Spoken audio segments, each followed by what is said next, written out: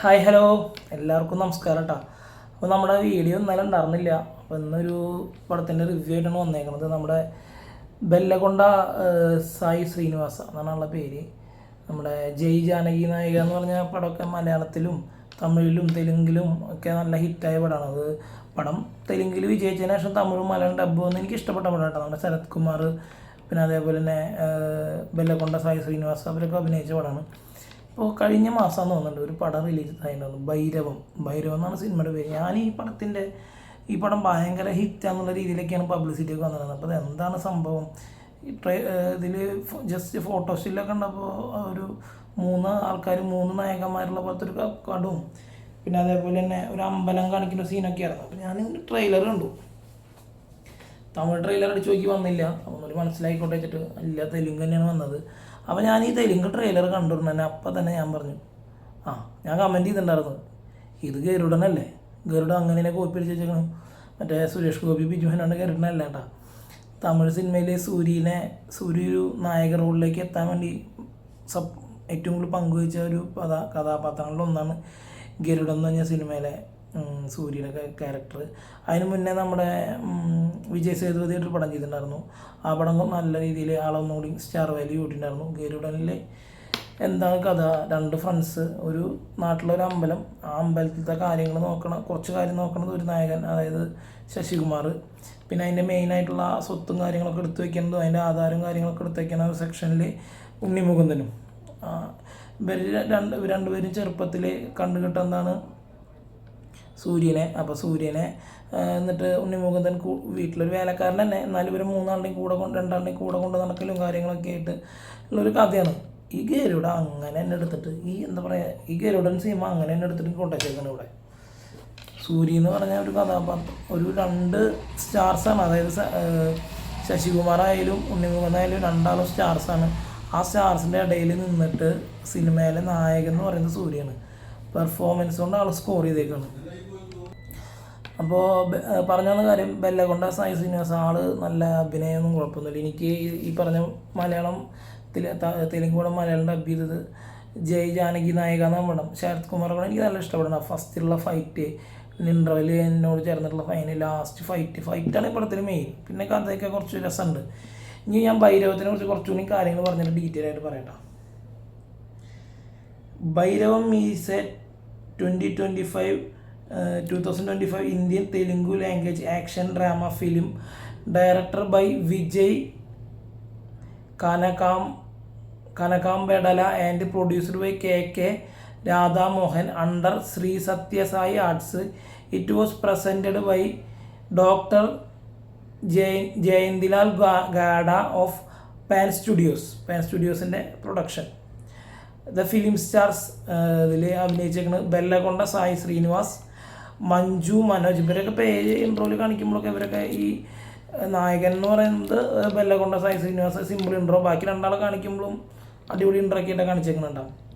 ബാക്കിയുള്ളവരുടെ പേര് പറയാം ഒന്നുകൂടി: Manju Manoj, Nara Rohit, Aditi Shankar, Anandhi and Divya Pillai in the leading roles അവളാണ് ചെയ്തേക്കുന്നത്. It is the remake of the film Garudan. ഈ വിക്കിപീഡിയയിൽ കൊടുത്തതിൽ ഇതിൻ്റെ റീമേക്കാന്ന് കൊടുത്തിട്ടുണ്ട്. ഞാൻ പറഞ്ഞത് റീമേക്ക് ആയിക്കോട്ടെ, സാധാരണ ഇപ്പോൾ ഈ മലയാളം പടം തമിഴിലേക്ക് എടുക്കുമ്പോൾ തമിഴോട് മലയാളം എന്തെങ്കിലുമൊക്കെ ഒരു വ്യത്യാസം വേണ്ടേ. ഇതിൽ എൻ്റെ മേത്ത് ദേവി പറഞ്ഞ പോലത്തെ ഒരു പോർഷൻ ലാസ്റ്റ് ക്ലൈമാക്സിൽ തമിഴിലില്ലാന്ന് തോന്നുന്നുണ്ട്, അത് ഈ സിനിമയിൽ ഉണ്ടെന്നുണ്ട്. അപ്പോൾ അത് മാത്രമാണ് എനിക്ക് ഒരു വ്യത്യാസമായിട്ടൊക്കെ തോന്നിയുള്ളൂ കേട്ടോ. കൂടുതൽ ഡീറ്റെയിൽസ് പറയാം. Directed by Vijay Kanakamedala. Written by RS Durai, Senthil Kumar. ഇതിൽ എന്താണ് ഈ റേറ്റൻ? ഓൾറെഡി മറ്റൊരുള്ള കഥ, പിന്നെ അത് ഇതിക്ക് കോപ്പി എടുക്കുക, പിന്നെ എന്താ ഒരു ഇത് ബേസ്ഡ് ഓൺ ട്രൂ സ്റ്റോറി പോലെ തന്നെ എഴുതിയിരിക്കുന്നത്. ബേസ്ഡ് ഗരുഡൻ 2024 തമിഴ് പടം. Producer K.K. രാധാമോഹൻ. ഇതാ പടത്തിനെ ഇതിക്ക് മറിച്ചിടുമ്പോൾ 3 ആളുണ്ടെങ്കിൽ ഭയങ്കര ഇതാവും എന്നാണ് വിചാരിച്ചിട്ടാണ് ചെയ്തതെന്ന് തോന്നുന്നുണ്ട്. പടം തമിഴ് പടം കണ്ടവർക്കൊന്നും ഈ പടം വലിയ കാര്യമാണ്. സൂര്യ ഇതിൽ അഭിനയത്തിൻ്റെ അവനെ ചെയ്യാൻ പറ്റുന്ന മാക്സിമം ചെയ്തിട്ടുണ്ട്. ഇൻ്റർവെൽ ഫൈറ്റ് സീനിൽ മറ്റവനെ കൈ വെട്ടുന്ന സീനൊക്കെ വരുമ്പോൾ അവൻ ശരിക്കും ഒരു ക്യാരക്ടർ എന്താ പറയുക ചേഞ്ചിങ്ങൊക്കെ അടിപൊളിയായിട്ട് ചെയ്തിട്ടുണ്ട്. പിന്നെ ശശികുമാറിനെ കൊന്നതിന് ശേഷമുള്ള സീനൊക്കെ അടിപൊളിയായിട്ട് ചെയ്തിട്ടുണ്ട്. ഇപ്പോൾ ഗരുഡൻ്റെ ഗരുഡൻ കാണാത്തവരാരും ഉണ്ടാവില്ല വിചാരിക്കണം. 2024 ഇറങ്ങിയ പടമല്ലേ, ബാക്കിയും കൂടി പറയാട്ടോ. പ്രൊഡ്യൂസർ. പിന്നെ ആക്ടേഴ്സിൻ്റെ കാര്യം ഞാൻ പറഞ്ഞല്ലോ. Cinematography Hari K Vedanandam, edited by Chota K Prasad, music by Sricharan Pakala, production company Sri Sathyasai Arts. Release ചെയ്തത് 2025 മെയ് 30. ഇതിൻ്റെ ഒറിജിനൽ പ്രിൻ്റ് കഴിഞ്ഞ ആഴ്ച കൊണ്ട് വന്നിട്ട് C5 ആ സി എന്ന് വെച്ചിട്ടുള്ളതിലാണ് വന്നേക്കുന്നത്. India country language Tamil. അപ്പോൾ പറയാൻ വന്ന കാര്യം, ഒരു സിനിമ നമ്മൾ ഡബ് ചെയ്തിട്ട് അല്ലെങ്കിൽ ഡബ് ചെയ്യല്ല റീമേക്ക് ചെയ്തിറക്കുമ്പോഴേ അതിൽ ഒരു എന്തെങ്കിലുമൊക്കെ ഒരു ചേഞ്ചൊക്കെ വരുത്തുമ്പോൾ കാണുന്ന ആൾക്കാർക്ക് ഒരു ഇതുണ്ടാവും. അപ്പോൾ മെയിനായിട്ട് ഇപ്പോൾ ഞാൻ പറയാം, മണിച്ചിത്താറ് ചന്ദ്രമുഖി ഇറക്കിയപ്പോൾ രജനീകാന്തിൻ്റെ പടാക്കി മാറ്റാൻ കുറച്ച് സാധനങ്ങളൊക്കെ പി വാസു കയ്യിൽ നിന്നിട്ടുണ്ടായിരുന്നു. അതേപോലെ ഒരു തമിഴ് സിനിമയുടെ റീമേക്കായിട്ട് തെലുങ്ക് സിനിമ ഇറക്കുമ്പോൾ നിങ്ങൾ എന്തെങ്കിലുമൊക്കെ കയ്യിൽ നിന്ന് ഇടറോ, അതിങ്ങനെ ഈച്ച കോപ്പി അടിക്കല്ലേ. അത് കാണുന്നവർക്ക് എത്രത്തോളം അരോചകമാണ്. അപ്പോൾ അത് ഇവരൊന്നും നമ്മുടെ റിവ്യൂ ഒന്നും ഇവർ കണ്ടിട്ടല്ല. എന്നാലും നമ്മുടെ വ്യൂവേഴ്സ് ആരെങ്കിലും ഭൈരവും തെലുങ്ക് പടം കൊണ്ട് പോയിട്ട് തല വയ്ക്കാൻ നിൽക്കണ്ട. ഒരു 2-2.5 മണിക്കൂർ ഉണ്ടെന്നുകൊണ്ട് പടം ആ ടൈം വെറുതെ പോയി. നായിക എന്ന് പറഞ്ഞാൽ പെൺകുട്ടിക്ക് തമിഴിൽ കുറച്ച് രസമുണ്ട്. ഇതിൽ എനിക്ക് വലിയ കഥയൊന്നും തോന്നിയില്ല. പിന്നെ ഫസ്റ്റ് ഒരു പോലീസുകാരനെ കാണിക്കുന്നതും ഒരു അമ്പലത്തിലെ ആധാരം കിട്ടാൻ വേണ്ടി അവിടുത്തെ ഒരു MLA ആവും.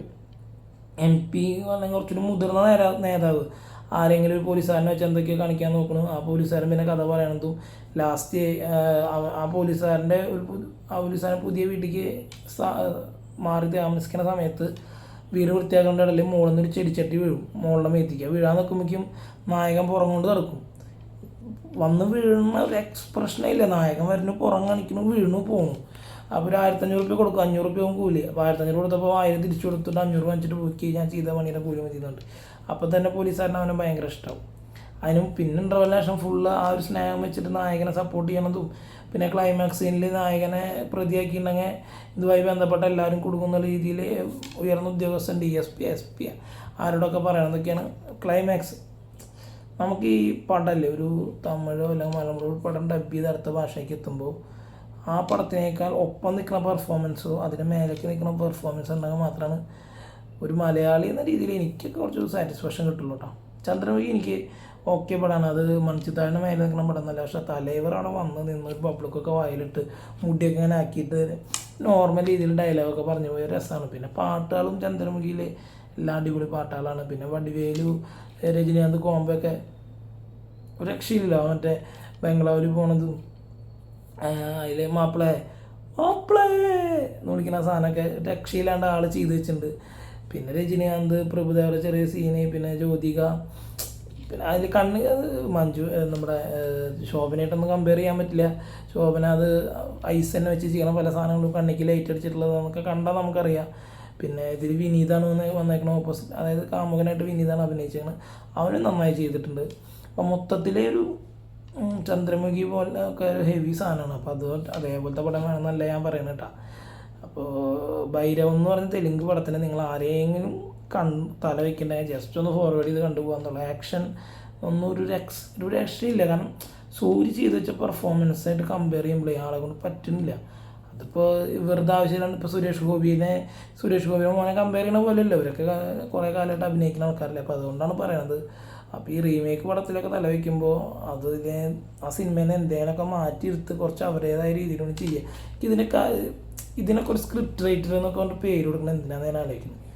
ഇതിനിപ്പോൾ ഒരു സംവിധായകൻ ഉണ്ടായിരിക്കും. ഇതൊരു സ്ക്രിപ്റ്റ് വേറെ എഴുതേണ്ട ആവശ്യമില്ല. അത് തമിഴ് എടുത്തിട്ട് തെലുങ്കിക്ക് പറഞ്ഞു കൊടുക്കാൻ പറഞ്ഞാൽ ആരെങ്കിലും മതി. അപ്പോൾ നിർമ്മാതാവിനെ ഇപ്പോൾ ഇതിനു വേണ്ടി ഇപ്പോൾ ഒരു സംവിധായകനെ കുറേ കാശ് കൊടുത്തിരുത്തേണ്ട ആവശ്യമൊന്നുമില്ല. ഇത് വലിയ എന്താ പറയുക, ഭൈരവം കണ്ടൊരു തൃപ്തിയായില്ല. അതുകൊണ്ട് റിവ്യൂ ആണ്. പടം അവിടെ ഭയങ്കര സൂപ്പർ ഹിറ്റാന്നൊക്കെ പറയുന്നുണ്ട്. അപ്പോൾ ഈ തമിഴ് സിനിമയൊന്നും തീരെ കാണാത്ത ആൾക്കാരാവും ഈ തെലുങ്കന്മാരും തോന്നുന്നുണ്ട്.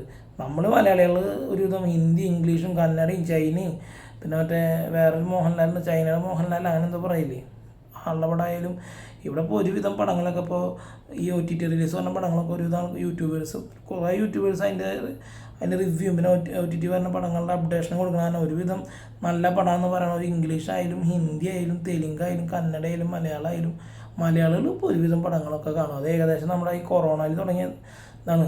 മലയാളത്തിനപ്പുറമുള്ള ഭാഷകൾ കണ്ട് ഒന്നുകൂടി എനിക്കിപ്പോൾ തെലുങ്ക് സിനിമയൊക്കെ കാണുമ്പോൾ കുറേയൊക്കെ മനസ്സിലായി തുടങ്ങിയിട്ടാണ്. മുന്നേ തമിഴ് ഫുള്ളല്ല ഒരു ഇതൊക്കെ മനസ്സിലാവും. തെലുങ്ക് ഇപ്പോഴൊക്കെയാണ് കുറച്ചും കൂടി ഒന്ന് മനസ്സിലായി തുടങ്ങിയത്. അപ്പോൾ ഭൈരവത്തിനെ തല വയ്ക്കാണ്ടിരിക്കുക. ആ നേരം വേറെ ഏതെങ്കിലും ഒക്കെ പടം കാണുക. ഇനി സംശയം എന്ന് പറഞ്ഞ സിനിമ ഇറങ്ങിയിട്ട് കണ്ടിട്ടില്ല, അത് OTT മനോരമാക്സിൽ വന്നിട്ടുണ്ട്. അപ്പോൾ അത് കണ്ടിട്ട് അതിൻ്റെ അഭിപ്രായങ്ങളായിട്ട് വരാൻ ശ്രമിക്കാം. ബായ്.